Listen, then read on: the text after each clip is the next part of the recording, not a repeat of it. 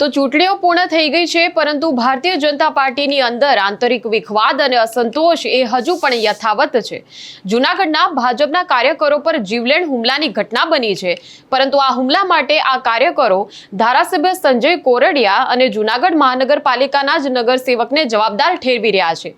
ત્યારે આ કાર્યકરો શા માટે આવું કરી રહ્યા છે અને આખી ઘટના શું છે, જાણીશું આ વિડીયોમાં। નમસ્કાર, નિર્ભય ન્યૂઝમાં આપની સાથે હું મયુર। શહેર ભાજપ બક્ષીપંચ મોરચાના મહામંત્રી છે નરેન્દ્ર ઓડેદરા અને તુષાર સોજિત્રા ભારતીય જનતા પાર્ટીના કાર્યકર છે અને ઘણા લાંબા સમયથી ભારતીય જનતા પાર્ટી સાથે સંકળાયેલા છે। પક્ષના એક નિષ્ઠાવાન કાર્યકર્તા તરીકે દરેક ચૂંટણીમાં ભાજપ માટે પ્રચારની કામગીરી તેમણે કરી છે। જોકે ધારાસભ્ય જૂનાગઢના જે છે સંજય કોરડિયા અને જૂનાગઢ મહાનગરપાલિકાના જે કોર્પોરેટર છે તેમની સામે આ કાર્યકરોએ જે આક્ષેપો કર્યા છે તે ચોંકાવનારા છે। જૂનાગઢ શહેરના ધમધમતા તળાવ દરવાજા નામનો એક વિસ્તાર છે। આ વિસ્તાર પાસે જ્યારે આ બંને કાર્યકરો પસાર થઈ રહ્યા હતા એ સમયે તેમના પર ઓચિંતા હુમલો થાય છે। હુમલાખોર શખ્સો બાઇક અથડાવીને તેમની સાથે પહેલા ઉગ્રપણે બોલાચાલી કરે છે અને ત્યારબાદ ધોકા અને પાઇપો વડે તેમને મારવાનું શરૂ કરી દે છે।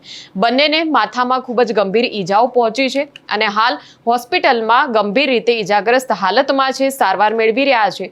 જોકે હોસ્પિટલની અંદર મીડિયા સાથેની વાતચીતમાં તેમણે ગંભીર આક્ષેપો કર્યા હતા ધારાસભ્ય સંજય કોરડિયા પર, જેમાં તેમણે કહ્યું હતું કે જ્યારે તેઓ પશ્ચિમ બંગાળમાં ભારતીય જનતા પાર્ટી માટે પ્રચારની કામગીરી કરી રહ્યા હતા એ સમયે ત્યાંની સ્થાનિક પોલીસ તેમને ત્રાસ આપતી હતી। તેમણે વારંવાર ધારાસભ્ય સંજય કોરડિયાને આ મામલે ફરિયાદ કરી હતી, પરંતુ સંજય કોરડિયાએ તેમને સહકાર આપવાને બદલે ફોન ઉપાડવાના જ બંધ કરી દીધા હતા અને કાર્યકરોને છોડીને પોતે એક સલામત સ્થળોએ જતા રહ્યા હતા। ત્યારે આ બાબતે કાર્યકરોએ ભાજપ હાઈકમાન્ડને પણ આગળ જતા ફરિયાદ કરી હતી, પરંતુ આ વાતની ખબર સંજય કોરડિયાને પડી ગઈ અને આ વાતનું તેમણે મન દુઃખ રાખ્યું અને જ્યારે તેઓ ચૂંટણી પૂરી થઈ અને ત્યારબાદ જ્યારે જૂનાગઢ પરત આવ્યા ત્યારે તેમના પર હવે હુમલો કરાવ્યો છે, આવું આ કાર્યકરો કહી રહ્યા છે। ત્યારે સૌથી પહેલા આ કાર્યકરોને સાંભળીએ। હોસ્પિટલમાં સારવાર લેતા જ્યારે મીડિયા સાથેની વાતચીતમાં તેમણે આક્ષેપો કર્યા છે, આખી ઘટના શું છે તે તેમણે જણાવી છે। મારું નામ તુષાર સોજિત્રા, હાલ ભાજપનો સક્રિય કાર્યકર છું અને છેલ્લા કેટલાક સમયથી જૂનાગઢમાં ચાલતા ભ્રષ્ટાચાર બાબતે અને તાજેતરની ચૂંટણીઓમાં અમારા ભાજપના જ કેટલાક આગેવાનો દ્વારા કાર્યકરો ઉપર રાગદ્વેષ રાખીને થયેલી કામગીરી બાબતે સોશિયલ મીડિયામાં સ્પષ્ટ મેસેજ મેં મારા નામજોગ મારા નંબર ઉપરથી કર્યા છે। મારું નામ નરેન્દ્ર કેશુભાઈ ઓડેદરા, હું જૂનાગઢ શહેર બક્ષીપંચ મોરચામાં મહામંત્રી છું ભાજપની અંદર।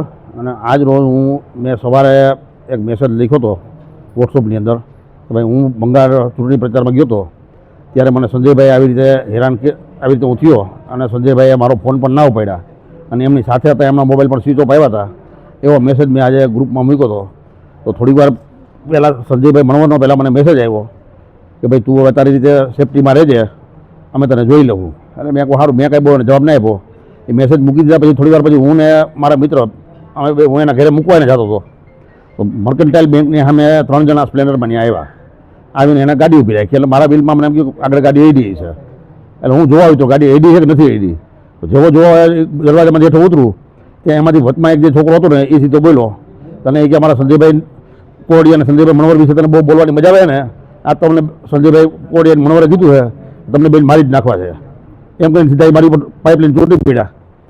એમાં હું મારો જીવ બચાવવા દોડી અને મર્કન્ટાઇલ બેંકમાં ગયો તો ન્યાય એક જણો પાછળ આવ્યો અને મર્કન્ટાઇલ બેંકની અંદર મને જેમ મારવા માંડ્યો। પહેલાં અહીંયા 3 જણે માર્યો, પછી મર્કન્ટાઇલ બેંકમાં એક જણો આવ્યો એને માર્યો ત્યાં। અને એમાં જે મર્કન્ટાઇલ બેંકના જે સિક્યુરિટી ગાર્ડ છે મેં એમના વિશે લખ્યું હતું કે હું બંગાળ એના ભેગો ગયો હતો અને એમણે બંગાળ આવી રીતે મારી ઉપર કર્યું હતું, એટલે એનો મેં ગ્રુપની અંદર મેસેજ નાખ્યો હતો અને આ વાતની જાણ મેં રત્નાકરજીને કરી અને રત્નાકરજીને મેં મેસેજ નાખ્યો હતો।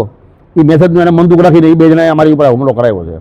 તો જૂનાગઢમાં આંતરિક અસંતોષ જે રીતે ખુલીને અત્યારે બહાર આવ્યો છે તેને જોતા એવું લાગી રહ્યું છે કે જૂનાગઢ ભાજપમાં બધું સલામત નથી. જે રીતે આ બંને કાર્યકરોએ આક્ષેપો કર્યા છે કે ધારાસભ્ય સંજય કોરડિયાની આગેવાનીમાં તેઓ ગયા હતા, પશ્ચિમ બંગાળમાં ભારતીય જનતા પાર્ટી માટે કામ કરવાનું હતું, ચૂંટણી પ્રચાર કરવાના હતા, પરંતુ પશ્ચિમ બંગાળમાં જે રીતે સ્થિતિ તમામને ખબર છે કે ટીએમસી અને ભારતીય જનતા પાર્ટીના જે કાર્યકરો છે તેમની વચ્ચે સતત ઘર્ષણ થતું હોય છે. સાથે જ સ્થાનિક પોલીસ જે છે તે પણ ભારતીય જનતા પાર્ટીને એટલું મદદ નથી કરતી જ્યારે તેના પર હિંસા થતી હોય છે પ્રચાર દરમિયાન.